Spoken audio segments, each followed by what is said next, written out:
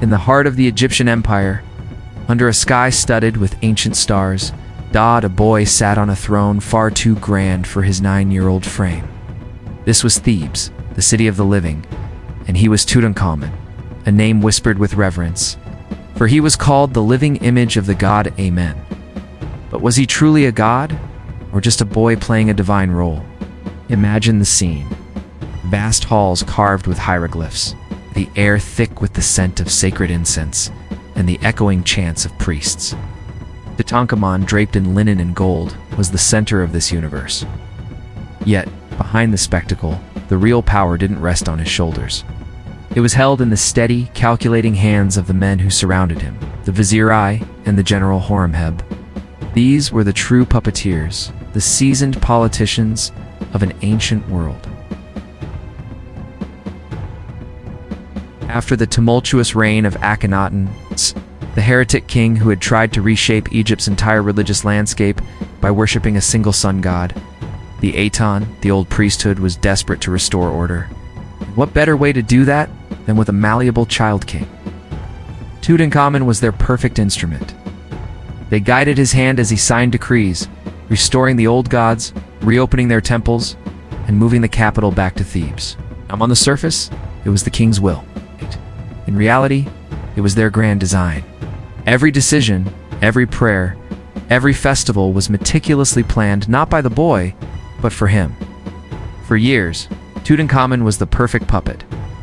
He played his part flawlessly, a golden icon for the masses to adore. He married his half-sister, Ankhisnemen, another pawn in this intricate game of thrones. His life was a performance, staged on the grand altar of Egyptian politics. But as the years passed, the boy inside the God King began to grow. The whispers of courtiers, the sidelong glances, the weight of the crown, they started to mean something more. He was no longer a child content with toys and games. He was a young man approaching the cusp of true power.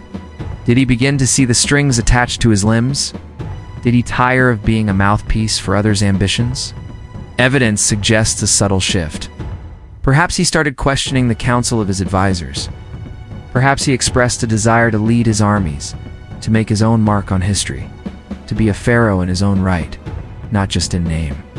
This is where the historical record becomes hazy, a desert mirage, where facts and speculation blur. What we know for sure is that just as he was becoming a man at the tender age of 19, Tutankhamun died. His death was sudden, unexpected.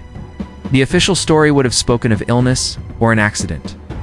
But modern science has allowed us to look beneath the golden mask. Scans of his mummy have revealed a fractured leg, which may have become severely infected. But they also revealed a blow to the back of his head. Was it from a fall? Perhaps from a chariot, as some theories suggest? Or was it something more sinister? Imagine the political climate. A young king, finally ready to claim his own power, suddenly poses a threat to the men who have controlled the empire for a decade. The aging vizier, had everything to gain. And Horemheb, the ambitious general, was waiting in the wings. With Tutankhamun gone, the path to the throne was clear. In a shocking move, the elderly married Tutankhamen's young widow, Ankhisnemen, legitimizing his own claim to the pharaoh's crown. It was a move of breathtaking audacity. Was Ankhisnemen a willing participant? A desperate letter found in the archives of a rival empire tells a different story. A widowed Egyptian queen, believed to be Ankhisnemen, wrote to the Hittite king, begging him to send one of his sons to be her husband and rule Egypt, saying she would not marry one of her servants. Was this servant the Hittite prince who was sent, never made it to Egypt? He was murdered on the way. The plot thickens, doesn't it? After A's brief reign, General Horemheb seized power. What did he do? Systematically erased Tutankhamun, Akhenaten, and from history. He chiseled their names from monuments, replacing them with his own, attempting to write them out of existence. Why such a desperate act to erase a beloved boy king? Was it simply to consolidate his own legacy? Or was it to cover up a darker truth, to bury the memory of a crime that placed him on the throne? Tutankhamun was laid to rest in a tomb that was surprisingly small for a pharaoh, perhaps indicating a rushed burial. But what a burial it was. He was entombed with treasures beyond imagination, his body encased in a coffin of solid gold. It was a burial fit for a god. called him a god on earth, and they buried him like one. Perhaps they hoped the dazzling gold would blind history to the truth.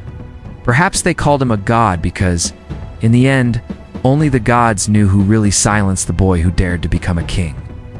His story was almost lost, buried under the sands of time and the deliberate actions of his successors. For over 3,000 years, he was the forgotten pharaoh. But in 1922, when Howard Carter peered into that tomb and saw wonderful things, Tutankhamun was reborn. He became the most famous pharaoh of all, his golden mask, the symbol of ancient Egypt.